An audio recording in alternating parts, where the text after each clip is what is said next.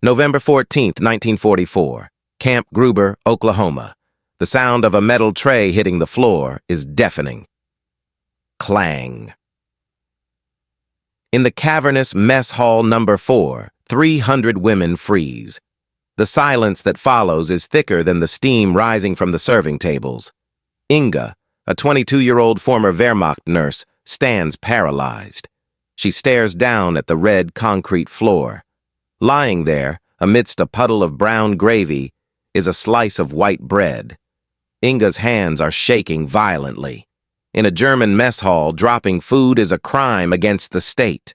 Wasting calories is sabotage. She knows the drill. Stand at attention. Wait for the scream. Wait for the blow. Pick it up. Eat it off the floor. A pair of heavy black boots steps into her field of vision. Inga screws her eyes shut. "Please," she prays. "Don't let him send me to the isolation box." She hears the boot move. Thump. She opens her eyes. The American sergeant, a towering black man named Booker, has just kicked the bread. He didn't kick her. He kicked the bread, sliding it away toward the trash can like it was a piece of refuse. He looks at her. His face is unreadable. Then he reaches into the warm bin on the serving line. He pulls out not one, not two, but an entire loaf of fresh, uncut white bread. He shoves it into Inga's chest. "Don't eat off the floor, Fräulein," he grunts. "We ain't pigs here." Inga clutches the warm loaf. It smells of yeast and sugar. It smells of a world she thought had been destroyed. She looks at the bread, then at the sergeant, then at the trash can where the ruined slice is lying, and then she starts to cry, not silent weeping, but loud, ugly, gasping sobs that echo off the rafters. She is crying because she realizes the war is over. And Germany didn't just lose. Germany was never even in the same league. The enemy is so rich, so overflowing with abundance, that they treat bread like garbage. To understand why a loaf of bread could break a soldier's heart, we have to go back. We have to taste what Inga tasted for 3 years. By 1944, the Third Reich was running on fumes and lies, and the biggest lie was on the dinner plate. The official ration in Berlin was called K-Brot, war bread. It was a black, dense brick that defied the laws of baking. As the wheat supply from the East collapsed, the Ministry of Food got creative. They mixed rye flour with potato peelings, then beet pulp, and finally, cellulose, sawdust. Inga remembered the texture. It was gritty. It sat in your stomach like a stone, fermenting into a sour acid that burned your throat. You didn't chew it. You dissolved it in watery soup. It was the taste of defeat. But hunger was manageable. Fear was not. The fear was manufactured daily by Dr. Goebbels. "The Americans," the radio hissed, "are gangsters. They are a mongrel race, devoid of culture. Their soldiers are cowboys who shoot prisoners for sport." The propaganda was specific and terrifying for women. When Inga was captured near the French border in September, the officers had given her a small capsule of cyanide. "If the Americans take you," they whispered, "take this. It is better than what they will do to you." She had lost the capsule in the mud during the ambush.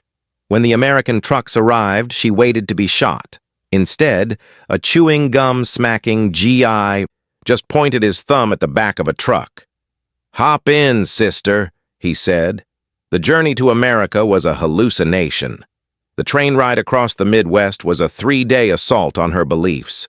She saw fields of corn stretching to the horizon, no bomb craters, no starving horses. She saw cities lit up at night. Lit up. In Germany, a single light meant death from above. Here, electricity was wasted on advertising signs. "It's a trick," the other prisoners whispered. "This is a Hollywood set. They are driving us in circles to break our spirit." But when they arrived at Camp Gruber, the set didn't end. The camp was huge, clean. The barracks smelled of pine wood, not rot. Inga walked toward the mess hall with her head down, clutching her aluminum spoon, her only weapon against the world. She prepared herself for the soup, the watery, gray slop that kept you alive but wishing you were dead. She pushed open the doors. The smell hit her first. It wasn't the smell of boiling cabbage. It was the smell of the frying. Hot fat, sizzling meat. This was a scent that had disappeared from Europe in 1941. Inga shuffled forward in the line. Her eyes widened.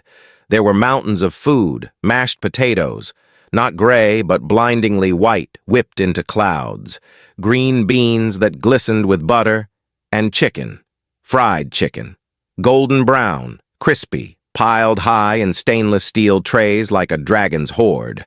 But it was the bread station that stopped the line. The American bread was wrong. It was square, perfectly square, white as snow, and soft. The women behind Inga started whispering. "It's Kuchen cake," one hissed. "Look at it, it's white cake. Why are they giving us cake with meat?" "It's a mistake," another said. "This is the officer's dessert. Don't take it. They will punish us." Inga decided to risk it. When the server put 2 slices on her tray, she touched it. It felt like sponge. She poked it. It sprang back. She took a bite. Sweet. It dissolved on her tongue without chewing. It tasted of milk and sugar. "It is cake," she thought. "The Americans are so crazy they eat cake with chicken." She sat down.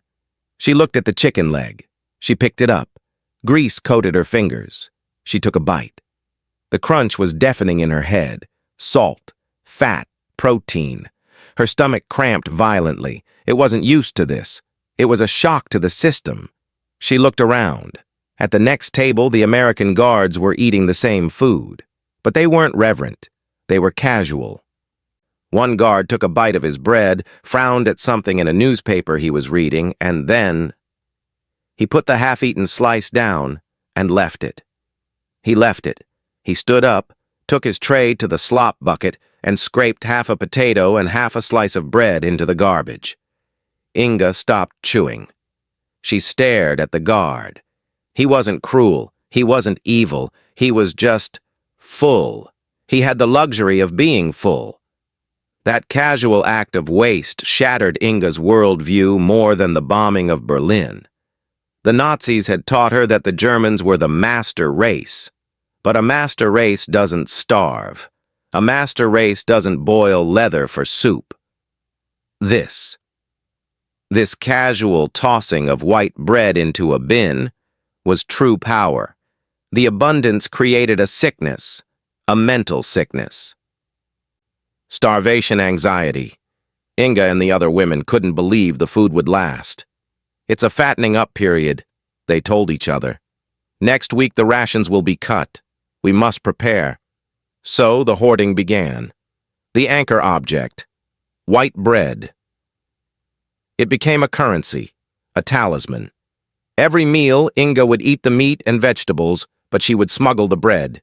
She slipped slices into her sleeves, into her boots, into her bra. Back in the barracks, the ritual began. She wrapped the slices in handkerchiefs or toilet paper. She hid them under her pillow. Sleeping on the lumps of bread was uncomfortable, but the smell, the fading smell of yeast, was a lullaby. It whispered, "You will not die tomorrow." Within 2 weeks, the barracks was infested. Ants, cockroaches, mice. The smell of molding flour permeated the room. But no one stopped. The fear of hunger was deeper than the fear of vermin. Then came the inspection. Captain Miller, the camp commander, marched in with a team of MPs. "Stand by your bunks," he ordered. Inga's blood ran cold. She had 4 slices under her pillow. 2 of them were green with mold. She stood rigid, staring at the wall. The MPs moved methodically. They flipped mattresses. They shook out pillows. Thump, thump, thump. Hard, stale, moldy discs of bread hit the floor. From Helga's bunk. From Greta's bunk. From everyone's bunk. The pile of stolen food grew in the center of the aisle, a sad, gray monument to their trauma. Inga closed her eyes. Here it comes. The collective punishment. Captain Miller walked to the center of the room. He kicked the pile of moldy bread. He looked at the women. They were trembling. He sighed. He didn't look angry. He looked sad. He turned to the interpreter. "Tell them," he said. "Tell them we have trains." The interpreter spoke up. "Ladies, the captain says you must stop this. It attracts rats. You will get sick." He pointed to the door. 2 soldiers walked in carrying a massive crate. They set it down. It was filled to the brim with fresh loaves. "The captain says, we have trains running from Kansas every day, bringing flour. We have trains from Texas bringing beef. The United States Army does not run out of food. If you are hungry at night, don't hide moldy scraps. Just ask the guard. He will give you a fresh loaf." To prove his point, Captain Miller picked up a fresh loaf and placed it on Inga's bed, right on the gray wool blanket. He replaced the moldy treasure with a fresh one. Inga stared at the loaf. It was insanity. It defied all logic of war. You starve the enemy. You weak them. You don't give them room service. But here was the loaf. Soft, real. She reached out and touched it. In that moment, the anchor shifted. The bread was no longer a symbol of survival. It was a symbol of mercy. The Americans weren't trying to kill them. They were trying to cure them. The cure worked, but it brought a side effect: guilt. Months passed. It was now early 1945. Inga was unrecognizable. Her cheeks were pink. She had gained 15 pounds. She played volleyball in the camp yard. She sat in the mess hall, eating a ham sandwich on white bread. And then she did it. She bit into the sandwich, and she frowned. The crust was a little dry. Without thinking, purely on instinct, she peeled the crust off. She dropped the long brown strip of crust onto her tray. She only wanted the soft white center. Her hand froze in midair. She stared at the crust on the tray. A memory flashed in her mind. Her mother in the kitchen in Berlin, scraping the mold off a potato peeling so she could boil it. Her mother, who would have wept with joy for that dry crust. Inga felt a wave of nausea. I have become them, she thought. I have become one of the wasteful Americans. She looked at the letter in her pocket. It had arrived yesterday. Inga, we are eating tulip bulbs now. They taste bitter, but they fill the stomach. Pray for us. She was eating ham and peeling the crust off white bread while her mother ate flowers. The sandwich turned to ash in her mouth. This was the cruelty of the golden cage. The body was satisfied, but the soul was screaming. She picked up the crust. She forced herself to eat it. It was dry and hard to swallow, but she ate it. It was a penance. She began to dry bread again, not to hide it for herself, but to save it for them. She knew the mail didn't allow food parcels, but she couldn't stop. She filled shoeboxes with dried white bread rusks, imagining a day when she could walk into her mother's kitchen and pour the American gold onto the table. May 1946. The war was over. The Third Reich was dust. It was time to go home. Inga stood at the gates of Camp Gruber. She was carrying a suitcase. It was heavy. It was filled with soap, chocolate, and 3 boxes of dried white bread. She looked back at the camp. It looked beautiful. The rows of white barracks, the smell of the bakery, the flag snapping in the wind. She realized, with a shock, that she didn't want to leave. This prison had been the only safe place in the world for 2 years. 60 years later, 2006. Munich, Germany. Inga is an old woman now. Her hair is white as the bread she once hoarded. She is sitting in a cafe with her grandson. The waiter brings a basket of bread, baguettes, pretzels. Inga takes a roll. She breaks it over her plate. Crumbs fall onto the white tablecloth. Her grandson continues talking about his new car, but Inga isn't listening. She is watching her own hand. She wets her index finger. She presses it onto the tablecloth. The crumbs stick to her finger. She puts her finger in her mouth. She does it again, and again, until the tablecloth is spotless. Oma. Her grandson laughs. Don't do that. It looks cheap. We can buy more bread. Inga looks up. Her blue eyes are fierce. We can buy bread, she says softly, but we cannot buy the memory. She closes her eyes. She can still taste it. The taste of that first slice in 1944. The taste of sugar. The taste of yeast. The taste of an enemy who refused to be an enemy. She opens her eyes and smiles at the confused boy. Never leave the crumbs, Lucas, she whispers. The crumbs are the prayers we forgot to say. The treatment of German POWs in America remains one of the forgotten humanitarian successes of WWII.